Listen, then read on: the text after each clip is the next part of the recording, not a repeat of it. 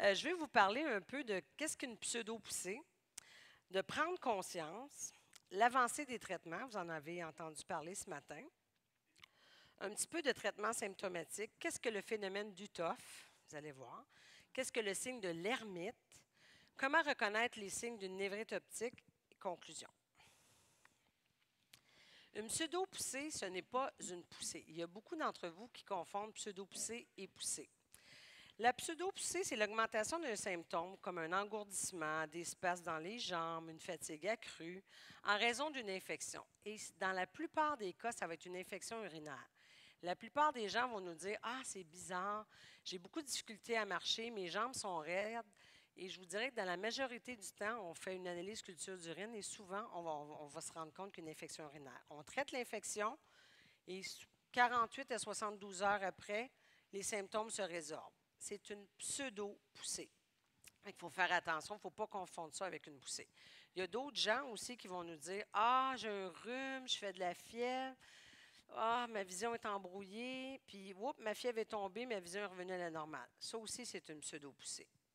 C'est important parce que vous savez, quand vous prenez des traitements, votre neurologue vous demande si vous avez fait des poussées, mais si à chaque fois que vous faites des pseudo-poussées, vous comptez ça comme des poussées, mais là, il va dire: oups, votre traitement ne fonctionne pas. C'est pour ça que c'est important de bien différencier une poussée d'une pseudo-poussée. Il y a certains symptômes, il y a certains facteurs qui peuvent faire augmenter les symptômes. Le stress, on sait, quand on est stressé, on a toutes sortes de symptômes. On peut avoir mal au ventre, on peut avoir mal au cœur. Mais en sclérose en plaques, quand vous êtes stressé, souvent vos symptômes vont être augmentés. Moi, je vois souvent ça quand j'ai des nouveaux diagnostiqués qui ont un symptôme, sont plus ou moins habitués à ce que c'est la maladie. Ils m'appellent, là, ils ont toutes sortes de symptômes. Je les rassure, puis je leur dis: rappelle-moi dans 48 heures.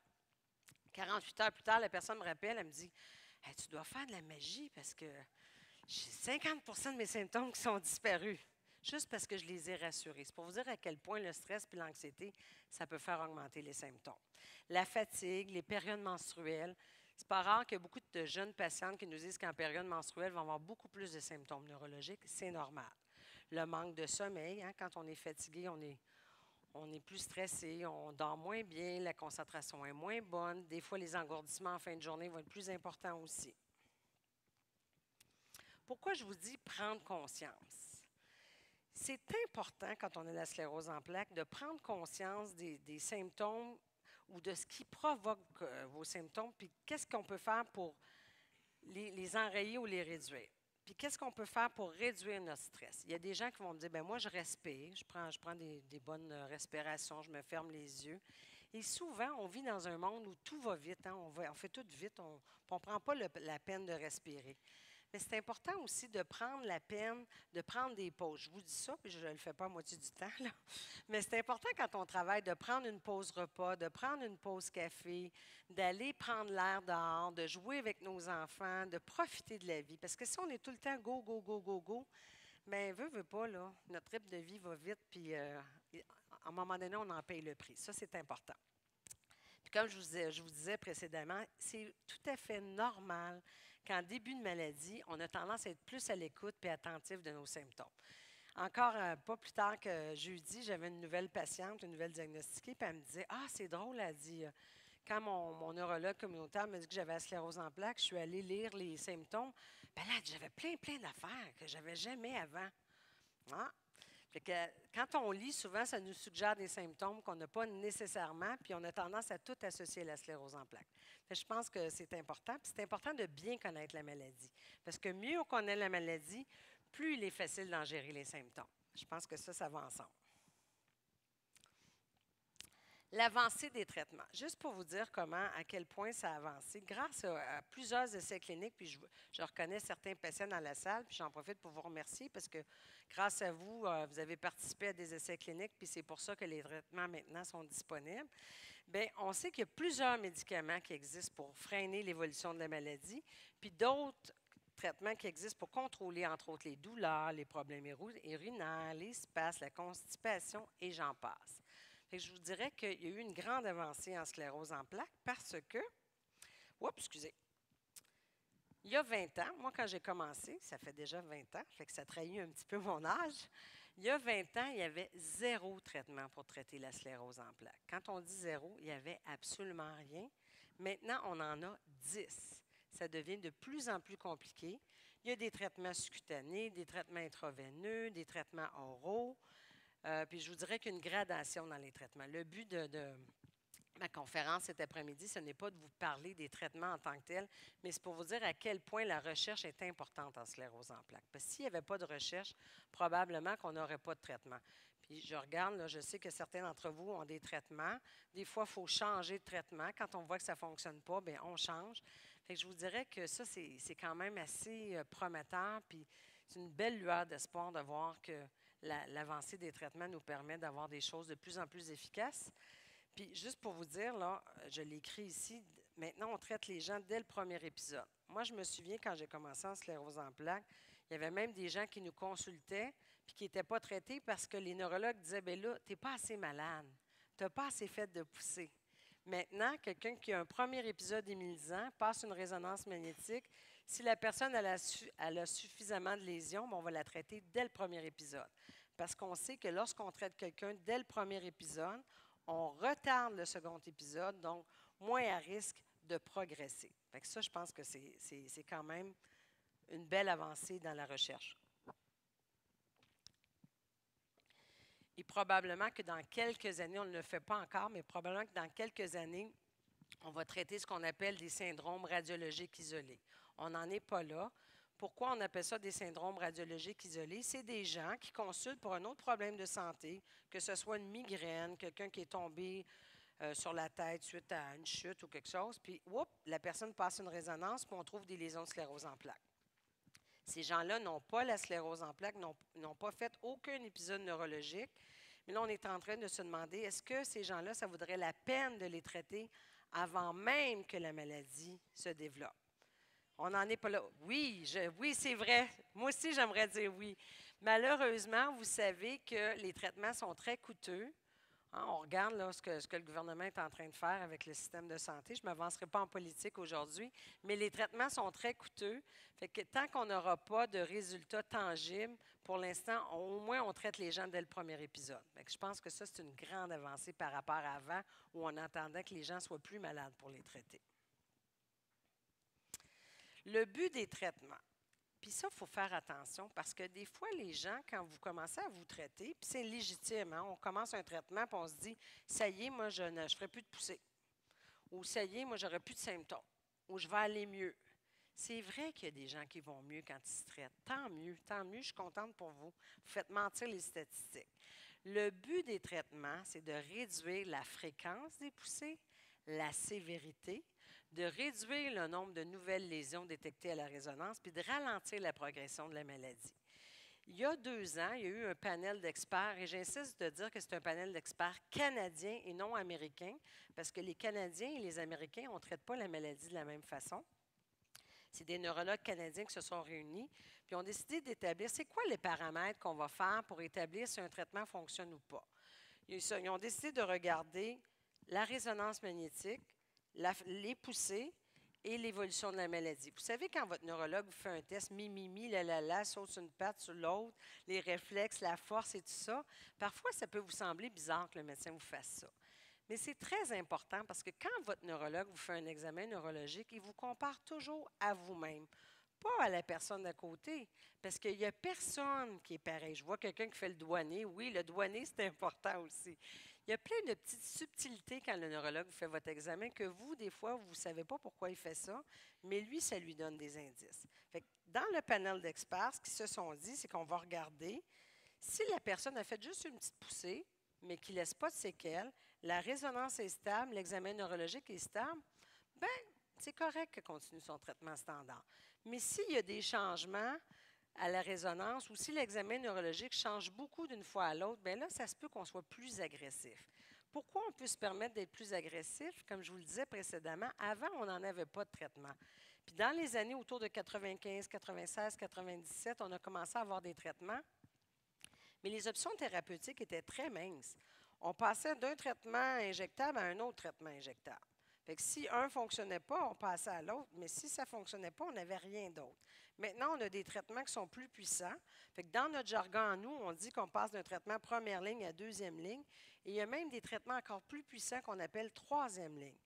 Fait que c'est pour vous dire que ça a beaucoup évolué la façon de traiter les gens qui ont la sclérose en plaques. Les traitements symptomatiques, vous savez qu'en sclérose en plaques, ce qui est particulier, je dis souvent aux gens d'éviter de se comparer. Pourquoi je dis aux gens d'éviter de se comparer? Je regarde, là, il y a plusieurs centaines de personnes dans la salle. Il y a personne, vous êtes unique, hein? Chacun est unique, mais en sclérose en plaques, les gens sont uniques. Et ce qui est particulier, c'est qu'au fur et à mesure que votre maladie évolue, vos symptômes vont changer, vos symptômes vont évoluer, et d'une poussée à l'autre, vous n'aurez jamais nécessairement la même chose. Et je vous donne un exemple de douleur. La douleur, là, ça peut être tellement différent d'une personne à l'autre. Il y a des gens qui ont un seuil de tolérance beaucoup plus grand que d'autres. Chez quelqu'un pour qui la douleur va être à 10, l'autre personne à côté de vous va probablement avoir la même douleur que vous, mais comme elle a un seuil de tolérance beaucoup plus grand, elle va dire, ben moi, ma douleur est à 5. Ce n'est pas parce que l'autre personne est plus sensible, c'est que son seuil de tolérance est moins grand. Fait qu'il existe une panoplie de traitements symptomatiques, que ce soit pour la douleur, les spasmes, les problèmes urinaires. Et c'est important, quand vous voyez votre médecin, de noter vos problèmes. Parce que vous savez, votre visite chez le neurologue, moi je dis souvent aux patients, c'est votre moment privilégié. Et souvent, les gens, ils veulent soit tout régler ou pas du tout. Moi, je dis tout le temps, essayez de cerner 3 problématiques importantes, que ce soit, comme je vous dis, un problème urinaire ou un problème de douleur ou un autre problème, puis d'en parler au médecin. Combien de fois j'ai vu des gens penser, parce qu'ils se levaient 3-4 fois par nuit, mais ils se disent, ah, ben là, c'est parce que je vieillis, c'est normal. Je suis ménopausée, c'est normal que je me lève 3 fois. D'après vous, non, c'est vrai, il ne faut pas. Mais je vais juste lever la main comme ça. D'après vous, quelle est la normale pour uriner? Est-ce que c'est ceux qui pensent que c'est 0 fois, lever la main la nuit? OK. Je vois que c'est presque la moitié de la salle. Une fois, c'est la normale, une fois. Quand on se lève plus qu'une fois, il faut commencer à penser qu'il y a peut-être un problème. Mais il y a toujours des exceptions. Si vous avez bu 3 bières dans votre soirée, ça se peut que vous levez plus qu'une fois durant la nuit. C'est normal, OK? Pardon? Si vous êtes un homme, ah, peut-être. Fait que je vous dirais aussi le problème des médicaments symptomatiques. Là encore, je sais qu'entre vous, vous vous connaissez, vous discutez. Et des fois, les gens disent, comment se fait-il que mon médecin ne m'a pas prescrit ça? Ah, moi, je prends telle chose, pourquoi moi, je ne l'ai pas? Vous savez, en sclérose en plaques, c'est beaucoup essai-erreur. On essaie un médicament. Pour une personne, ça fonctionne du premier coup, puis pour une autre, ça ne fonctionne pas du tout. Fait que, comme je vous dis, c'est essai-erreur. Puis même par rapport à la dose, souvent, les gens nous disent, mais pourquoi vous me dites d'augmenter graduellement? Pourquoi je ne peux pas y aller tout d'un coup à 3 comprimés par jour? Bien, c'est sûr que si vous augmentez votre médication trop vite, il se peut que vous deveniez faible, parce qu'il y a beaucoup de médicaments qui donnent des effets secondaires, dont de la faiblesse, dont de la sécheresse de la bouche, de la constipation, des choses comme ça. Fait que c'est important, quand on vous dit d'y aller graduellement, de respecter les conseils qu'on vous donne, parce que, je vous donne un exemple classique, quelqu'un qui a des spasmes au niveau des jambes, bien, il y a des gens que la dose qu'ils vont avoir besoin, ce ne sera pas 3 comprimés par jour. Il y a des gens, ça va être 1 comprimé et demi, d'autres 2,5, d'autres 4, d'autres 5. Comment on va faire pour savoir ça va être quoi la quantité? Mais la personne qui a la maladie, c'est elle la meilleure juge. Vous vivez 24 heures sur 24 avec votre maladie. Nous, on vous voit 40, 45 minutes, 1 à 2 fois par année, des fois au moins 1 fois par année. C'est sûr qu'on ne sait pas comment vous vivez. Je pense que c'est important d'ajuster la médication. Puis au fur et à mesure que vous ajustez la médication, bien, nous aussi, on ajuste la posologie. Fait que c'est un travail de collaboration entre le médecin, l'infirmière et vous. C'est pour ça que des fois, c'est pas mauvais de tenir un petit journal de bord. Pas de tout noter vos symptômes, mais de noter à partir de quel moment vous êtes confortable, que ce soit pour les spasmes, la douleur, peu importe. Nous, ça nous aide beaucoup. Les gens, là, vous faites un petit compte-rendu, vous dites, ah, mais là, j'ai essayé ça tant de temps, puis c'est à partir de 3 comprimés et demi que je me sens très bien. Bien, nous, on va vous croire, on va vraiment prescrire la dose qui fonctionne bien pour vous. Comme je vous disais précédemment, le choix d'un médicament va vraiment varier selon le symptôme décrit. D'où l'importance d'être le plus précis possible dans la description de vos symptômes. Parce que des fois, je reçois des appels, puis il y a quelqu'un qui me dit « Mais c'est parce que ça fait mal. » Je peux-tu vous dire que c'est assez général, ça fait mal? Les douleurs, là, on peut avoir des douleurs d'origine mécanique, on peut avoir toutes sortes de douleurs. Fait que plus vous allez être précis, plus ça va être facile pour nous de prescrire un médicament. Parce qu'on peut avoir une douleur suite à une chirurgie aussi. Fait que c'est important d'être clair. Puis les douleurs, quand c'est des douleurs d'origine mécanique, la médication ne sera pas la même si c'est une douleur d'origine musculo-squelettique qu'une douleur d'origine neuropathique. Et souvent, en sclérose en plaques, quand ça fait longtemps que les gens ont des douleurs, bien, parfois la douleur va devenir chronique. Fait que souvent, il va falloir faire une combinaison de traitements. Et c'est là que ça devient compliqué. C'est là qu'on fait essai-erreur, essai-erreur. Le problème aussi des traitements symptomatiques, contrairement à d'autres maladies, c'est qu'on n'a pas de traitements qui sont vraiment dédiés. Les immunomodulateurs, c'est vraiment spécifique à la sclérose en plaques, tandis que les traitements, à vos souhaits, tandis que les traitements symptomatiques, ça va être souvent des anticonvulsivants. Fait que quand vous allez à la pharmacie, moi je dis souvent aux gens, quand vous allez à la pharmacie puis que le pharmacien vous remet le petit carton, jetez-le, le petit carton, parce que c'est écrit pour des crises convulsives ou des fois, on va vous donner un antidépresseur pour la douleur. Là, la personne dit, ben voyons donc, je ne suis pas déprimée. Pourquoi le médecin me prescrit ça? Fait que essayez de demander avant de quitter, quand le médecin vous a prescrit un médicament, pourquoi vous m'avez donné ce médicament-là? À quoi il sert? Parce que des fois, il se peut que quand, après votre consultation, qu'on vous ait donné un médicament pour la douleur, un pour les spasmes, un pour les urines. Fait que là, si vous êtes tout mélangé, là, vous allez dire, oh, pelaille, là, ça ne fonctionne pas. Fait que ça, c'est vraiment très important. Parce qu'on va traiter les sensations de brûlure de façon différente que des spasmes, les problèmes urinaires aussi. Puis malheureusement, ce n'est pas tous les symptômes qui se traitent. Fait que je pense que c'est important. Puis il n'existe pas de recette miracle. Puis par rapport à la douleur, pourquoi j'insiste aussi, c'est que souvent, les gens qui ont des douleurs, la plupart des personnes s'attendent à être soulagées à 100 %. C'est excessivement rare qu'on réussisse à soulager quelqu'un à 100 %. Fait que je pense que c'est une combinaison. Hein? Il y a l'autosuggestion, la médication, les exercices, la relaxation. Si on vient à bout de soulager quelqu'un autour de 80 %, on est vraiment très satisfait. Oui, le patient aussi. J'ai entendu ça. L'autre chose aussi que je vous disais, le problème des traitements symptomatiques, c'est qu'on n'a pas de recette magique. Puis le problème aussi, c'est qu'il n'y a personne qui répond de la même façon. Je pourrais vous mettre 20 personnes, une à la suite des autres, qu'on traite pour exactement le même problème, puis il n'y a pas personne qui va répondre avec la même dose. C'est ce qui complique un petit peu le traitement symptomatique de la sclérose en plaques. Puis les symptômes aussi vont être différents d'un individu à l'autre, puis d'une fois à l'autre, comme je vous disais. Fait que le traitement va varier, fait qu'il faut que vous évitiez de vous comparer, puis c'est normal, hein, dans la salle d'attente, moi je vois ça, des fois je trouve ça amusant, j'entends les gens, ah oui, as-tu essayé telle affaire? Oui, mon docteur me prescrit ça. Ah, ouais. C'est correct de le faire, mais pensez pas que parce qu'une prend telle chose que ça va être correct pour vous. Des fois, il y a d'autres maladies qui font en sorte qu'un traitement spécifique peut être contre-indiqué pour vous aussi. Puis, d'un neurologue à l'autre aussi, ça va changer. Pensez pas parce que votre neurologue ne prescrit pas un tel médicament qui est moins bon que l'autre. Il y a des médecins qui sont moins confortables avec certaines molécules. Fait que ça aussi, c'est important. Qu'est-ce que le phénomène d'Uthoff? Uthoff, c'est un... Pourquoi ça s'appelle Uthoff? Tout simplement que le premier médecin qui a décrit ça, il s'appelait Dr. Uthoff. C'est un Allemand. Le phénomène d'Uthoff, c'est le résultat d'un ralentissement de la condition nerveuse suite à une augmentation de la température corporelle, soit après avoir fait un effort physique soutenu ou une exposition prolongée au soleil. Un bain chaud, de la fièvre, un sauna prolongé, ça peut donner des symptômes. Le docteur Uthoff, la première fois qu'il a décrit ça, c'était surtout au niveau visuel suite à une névrite optique. D'ailleurs, anciennement, quand les résonances magnétiques n'existaient pas, les ponctions lombaires et tout ça, il existait le test du bain chaud. Et oui, ça a vraiment existé. Quand quelqu'un avait un historique qui ressemblait à de la sclérose en plaques, un examen neurologique qui pouvait nous faire penser à ça, bien, on flanquait la personne dans un bain chaud, puis si elle ressortait, puis était toute amorphe, puis que les symptômes avaient augmenté, on disait, bien, monsieur, madame, vous avez la sclérose en plaques. Ce n'était pas très scientifique, mais je vous garantis que ce test-là a bel et bien existé. C'est un peu fou, mais c'est vrai.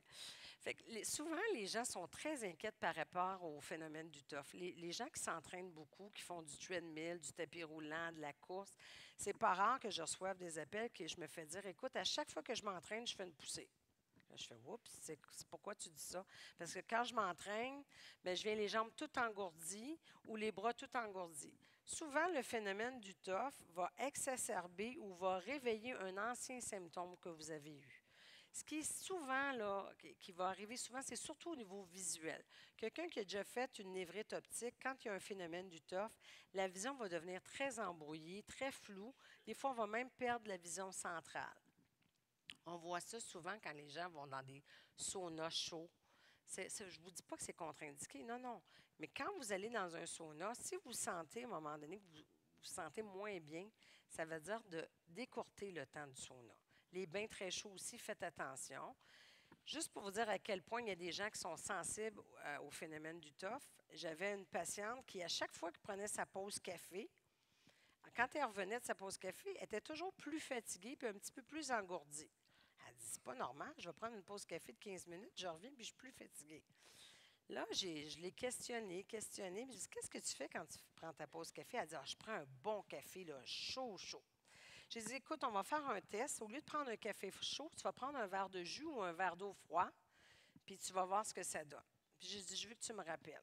Elle me rappelle, elle dit, écoute, ça se peut presque pas. Je commence ça. Mais elle dit, depuis que je fais ça, je suis moins fatiguée, puis je suis plus engourdie quand je reviens de ma pause café. Il y a des gens que 0,5 degrés peut faire une différence.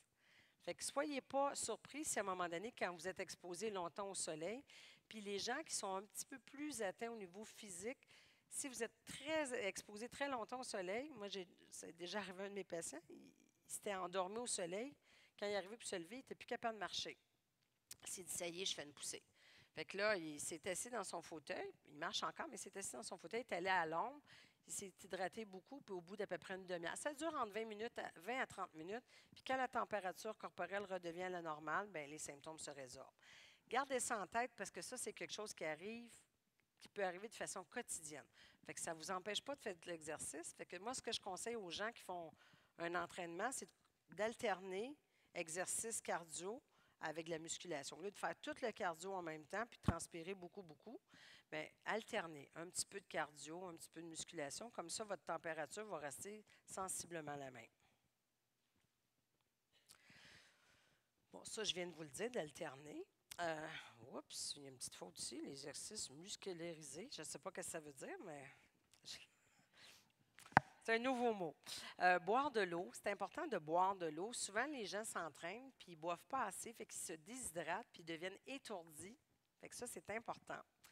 C'est important de prendre une pause aussi afin que le corps reprenne sa température normale. Je vous l'ai dit tout à l'heure, je le répète encore, d'éviter les bains trop chauds. Et la crainte de la plupart des gens qui ont la sclérose en plaques, souvent, votre crainte, c'est de penser que vous risquez d'aggraver votre maladie ou de progresser. Je vous le dis tout de suite, là, il n'y a pas de risque à avoir un phénomène du TOF, c'est juste désagréable. Vous ne serez pas plus malade, votre maladie ne progressera pas, puis il ne s'agit pas d'une poussée. Fait que ça, c'est important de retenir ça, ce n'est pas une poussée. C'est quoi le signe de l'ermite? C'est pas Thierry Lhermitte, le comédien, là. Le signe de l'ermite, encore là, vous allez voir en médecine, hein, il y a beaucoup de termes qui sont utilisés, qui sont nommés en l'honneur du médecin qui l'a décrit la première fois. Fait que le signe de l'ermite, c'est un médecin français, Dr. Lhermitte, qui avait décrit ça. C'est tout simplement quand les gens penchent la tête comme ça par en avant. Ceux qui sont suivis à la clinique, hein, vous savez, je vous demande tout le temps ça, pencher la tête, ça fait-tu quelque chose?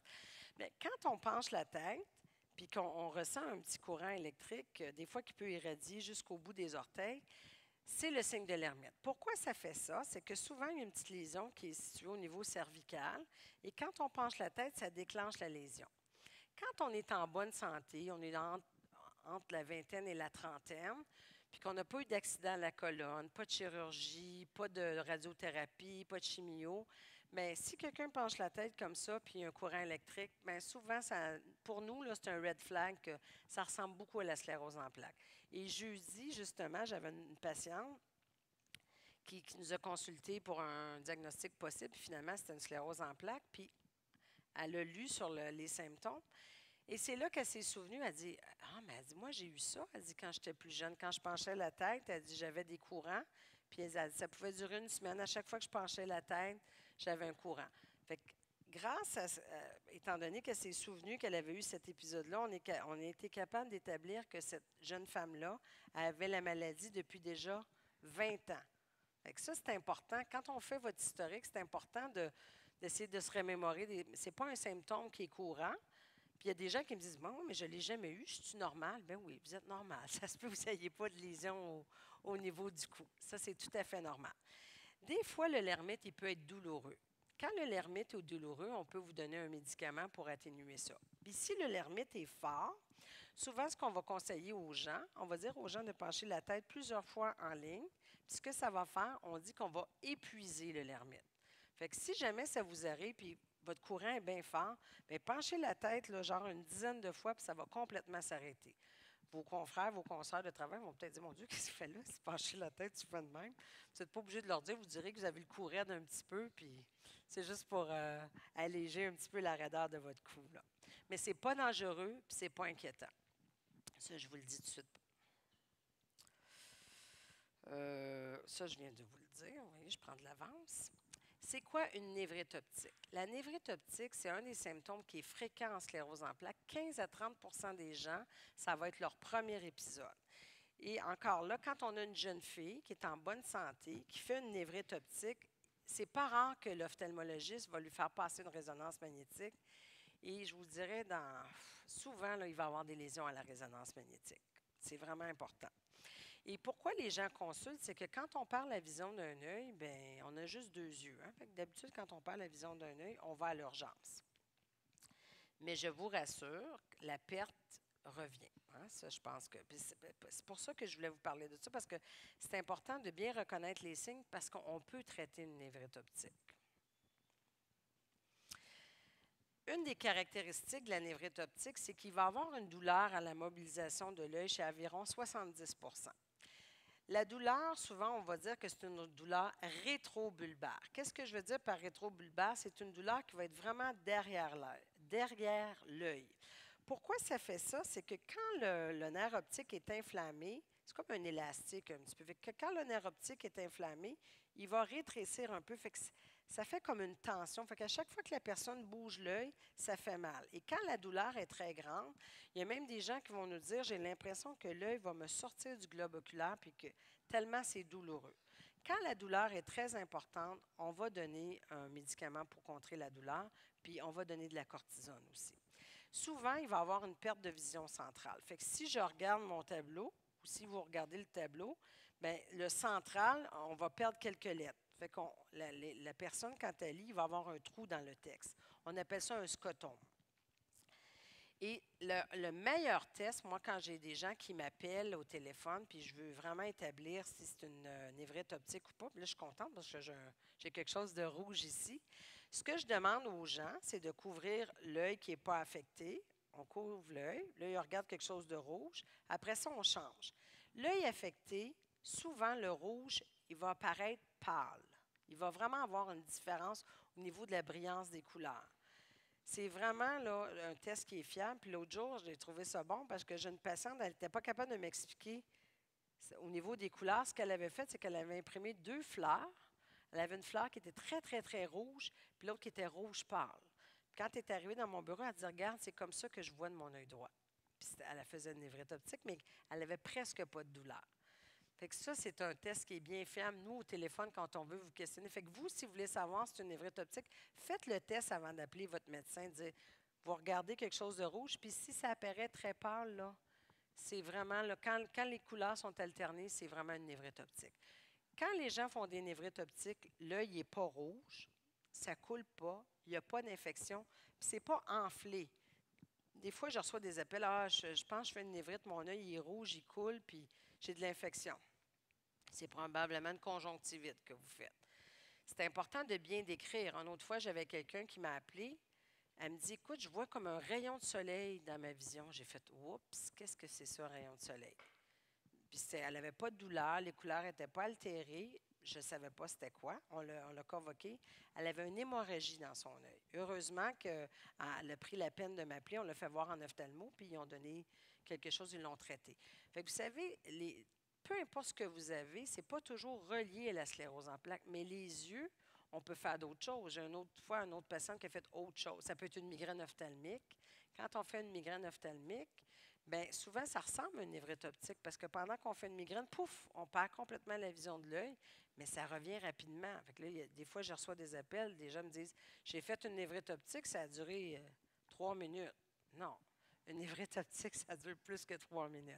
Fait que gardez en tête que si votre œil est rouge, si ça coule, s'il y a de l'infection, ce n'est pas une névrite optique. Si vous vous levez un matin, puis que là, des fois, ça peut être juste gris. Vous dites, mon Dieu, il me semble que ma vision est grise. Parfois, la névrite va être vraiment pas sévère. Fait que les couleurs ne seront pas vraiment beaucoup altérées, mais vous allez avoir une vision qui va être voilée. Mais dès qu'il y a de la douleur, attendez pas. Parce que si vous attendez trop, plus ça va aller, plus la douleur va être importante. Puis à un moment donné, ça devient insupportable. Fait que ce n'est pas agréable. Ça, ce n'est pas une urgence, mais c'est important d'appeler parce que c'est quelque chose que si vous le décrivez bien à votre médecin, on n'aura pas nécessairement besoin de vous voir. Surtout quand ça fait longtemps qu'on connaît les patients, ça c'est l'avantage. Si vous êtes capable de bien décrire votre symptôme, on va être capable de vous prescrire quelque chose sans même vous voir. Ça fait drôle de dire ça, je parle de yeux puis je parle de voir. Un beau jeu de mots.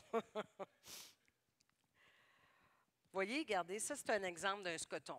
Fait que quelqu'un qui a vraiment la vision centrale affectée, c'est exactement ça que ça peut faire. Fait que si un jour ça vous arrive, ben, dites-vous que c'est vraiment une névrite optique que vous faites. C'est comme ça que les gens voient. Là. Fait que c'est très désagréable.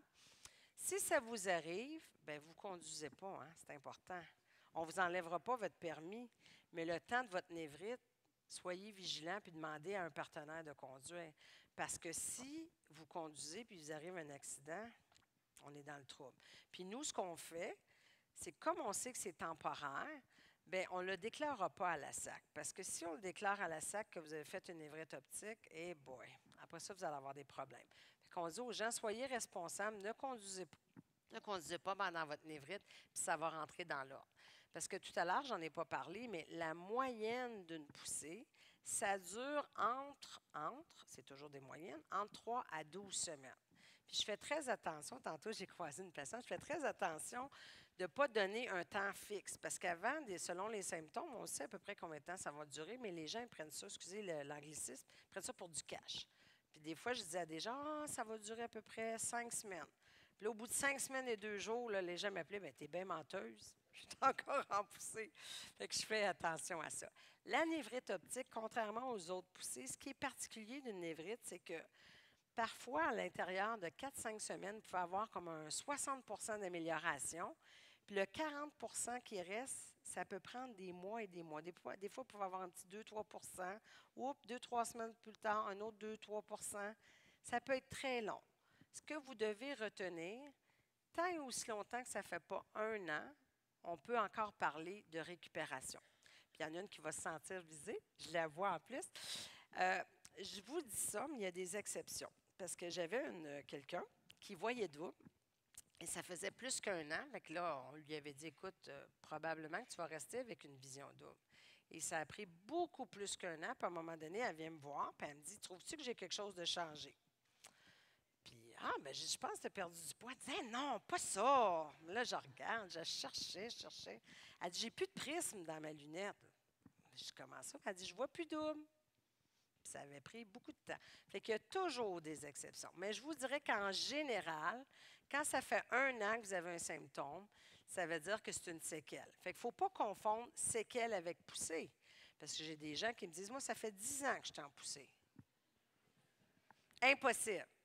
Fait que si vous avez le bout des doigts qui est engourdi depuis 10 ans, ce n'est pas que vous êtes en poussée, c'est que vous êtes resté avec une séquelle de votre poussée. Fait qu'il ne faut pas confondre ça. Voyez, ça, c'est un exemple. J'aurais voulu vous trouver j'ai essayé de trouver une belle image de fleurs sur Internet, mais les couleurs ne fonctionnaient pas. Fait que quelqu'un qui a un névrite optique, je vous dirais, là, regardez la différence entre le rouge foncé et le rouge pâle. C'est à peu près comme ça, la différence entre les deux couleurs. Comme je vous disais, quand la névrite est très sévère, souvent la personne va voir juste un nombre avec son œil, ou même des fois, les gens ils vont juste compter les doigts. Ils ne seront pas capables de lire. Quand, comme je vous disais précédemment, s'il y a une douleur à mobilisation, une perte importante de vision, on va traiter avec des corticostéroïdes. De plus en plus, on traite avec des corticostéroïdes puissants par voie orale. Puis quand vous arrivez à la pharmacie, le pharmacien il pense que votre médecin est fou parce qu'on donne des doses de cortisone qui sont tellement fortes que le pharmacien nous rappelle puis dit est-ce que c'est une erreur? Non, ce n'est pas une erreur. Puis c'est beaucoup plus facile à administrer que par voie intraveineuse.